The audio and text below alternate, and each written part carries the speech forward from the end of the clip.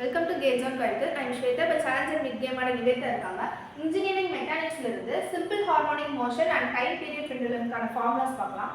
First simple harmonic motion. So simple harmonic மோஷனில் என்னென்ன பார்க்குறோம், டிஸ்பிளேஸ்மெண்ட், வெலாசிட்டி, அக்ஸலரேஷன் இதுக்கான ஃபார்முலா பார்க்குறோம்.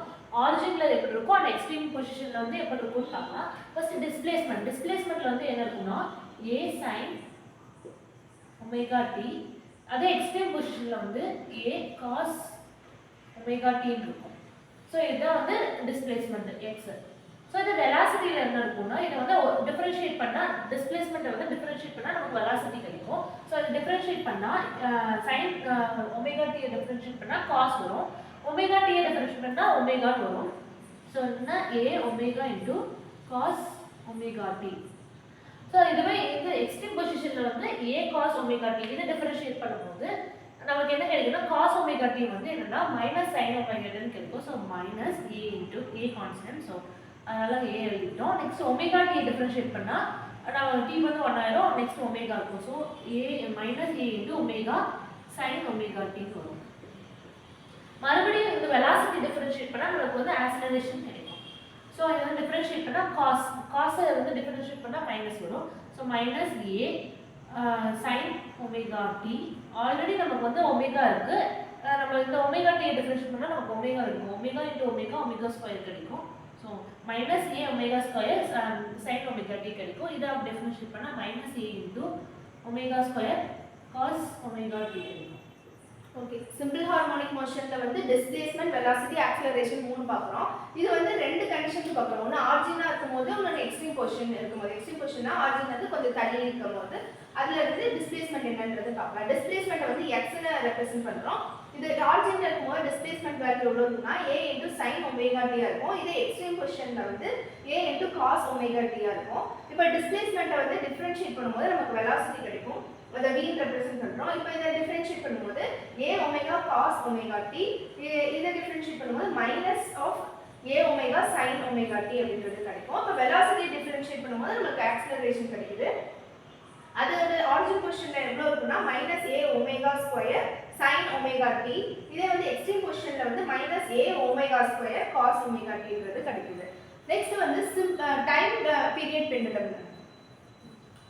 ஸோ டைம் பீரியட் பெண்டுலம் வந்து simple pendulum, spring mass type and compound pendulum, conical pendulum, இந்த நாலுக்கான formulas பார்க்கலாம். சிம்பிள் பெண்டுலம் வந்து எதை பொறுத்து இருக்கும்னா லென்த்தை பொறுத்து இருக்கும். இதுவே ஸ்ப்ரிங் மாஸ் டைப்ல வந்து மாஸை பொறுத்து இருக்கும். இது வந்து காம்பவுண்ட் பெண்டுலமும் லென்த்து பொறுத்து இருக்கும், கானிக்கல்லையும் லென்த்து பொறுத்து இருக்கும். இந்த காம்பவுண்ட் பெண்டுலமோட வந்து வேல்யூ என்னவா இருக்கும்னா இப்போ L is equal to kg square plus h square by h இருக்கும். ஸோ இதோட ஃபார்முலா போடலாம். இப்போ வந்து ஒமேகாவோட வேல்யூஸ்லாம் பார்க்கலாம். சிம்பிள் பெண்டுலம்க்கு எவ்வளோ இருக்கும்னா ஒமேகானா root of G by L. So இங்கே வந்து எல் இருக்கு, ஸோ இந்த எல். ஸோ இதில் வந்து root of K by M, இதில் வந்து ரூட் ஆஃப் இதுலேயும் ஜி பை எல் தான். இந்த எல்லுக்கு பதிலாக இந்த வேல்யூ நம்ம சப்ஸ்டியூட் பண்ணுறோம். ஸோ அதனால் என்ன வரும்னா GH by K G square plus H ஸ்கொயர்னு வரும். இது கோனிக்கல் பெண்டுலம்ல வந்து என்ன வரும்னா இதுக்கும் ஜி பை எல் தான், பை எல் இன்டூ காஸ் தீட்டான்னு வரும். ஏன்னா நம்ம கோனிக்கல், ஸோ வந்து ஒரு ஆங்கிளில் வந்து வரும்னால இது காஸ் தீட்டா அப்படின்னு சொல்லி போடுறோம். எல்லாத்துக்கும் ரூட் வந்துடும். Next time. ஸோ வந்து டைம் பீரியட் வந்து என்ன ஃபார்முலானா 2π பை ஒமேகா, இதுதான் அதோட டைம் பீரியட் ஃபார்முலா. இப்போ வந்து இது சப்ஸ்டியூட் பண்ணுறோம், which is equal to 2π. So by omega வரனால இது வந்து கீழே வரும். ஸோ அதை ரெசிப்ரோக்கலாக போடணும். So root of L by G which is equal to 2π into root of m by k which is equal to 2π into root of kg square plus h square by gh. Next இதுக்கு வந்து 2π into root of l cos theta by g. Next frequency.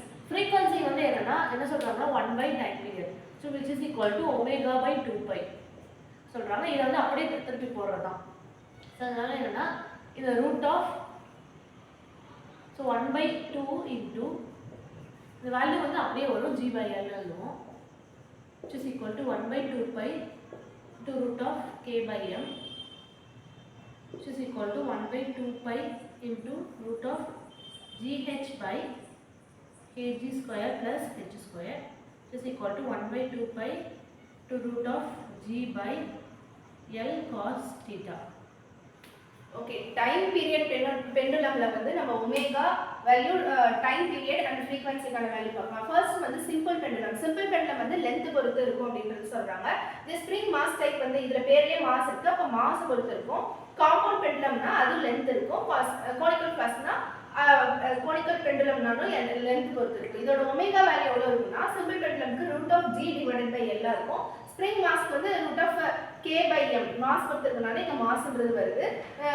Compound pendulum வந்து length பொறுத்து சொல்றாங்க. அது compound மட்டும் தனியா ஒரு formula இருக்கு L க்கு k into g kg square plus h square divided by h அப்படின்றது சொல்றாங்க. நெக்ஸ்ட் கோனிக்கல் பெண்டுலம்க்கு L தான். இப்போ இதோட ஒமேகா வேல்யூ என்னன்னா root of g by L, இது வந்து root of k by m, இது root of g h divided by kg square plus h square. இது வந்து கோனிக்கல் பெண்டுலம்னா ஒரு certain degree angle வந்து இன்க்ளினேஷன் இருக்கும். அதனால root of g divided by L cos theta அப்படின்னு சொல்றாங்க. இது டைம் பீரியட் எப்படி இருக்குன்னா அதோட ஃபார்முலா வந்து 2 pi divided by ஒமேகா இருக்கும். இந்த ஒமேகா வேல்யூ போடும்போது நமக்கு இந்த ரெஸ்பெக்டிவ் வேல்யூஸ் கிடைச்சிடும். இது ஃப்ரீக்வன்சினா என்னன்னா 1 by டைம் பீரியட் தான் ஃப்ரீக்வன்சின்னு சொல்றோம். அப்போ அதோட வேல்யூ போடும்போது என்னன்னா ஒமேகா divided by 2 pi ன்ற வேல்யூ கிடைக்கும். அதே இந்த ஒமேகால சப்ஸ்டிட்யூட் பண்ணும்போது நம்ம அந்த வேல்யூஸ் நமக்கு கிடைச்சிடலாம். இப்போ நிவேதா மூலமா simple harmonic motion and time period பெண்டுலம்க்கான ஃபார்முலாஸ் எல்லாம் கற்றுக் கொடுத்தாங்க. சொல்லிக் கொடுத்த நிவேதா தேங்க்ஸ் சொல்லிக்கலாம். Thank you champions.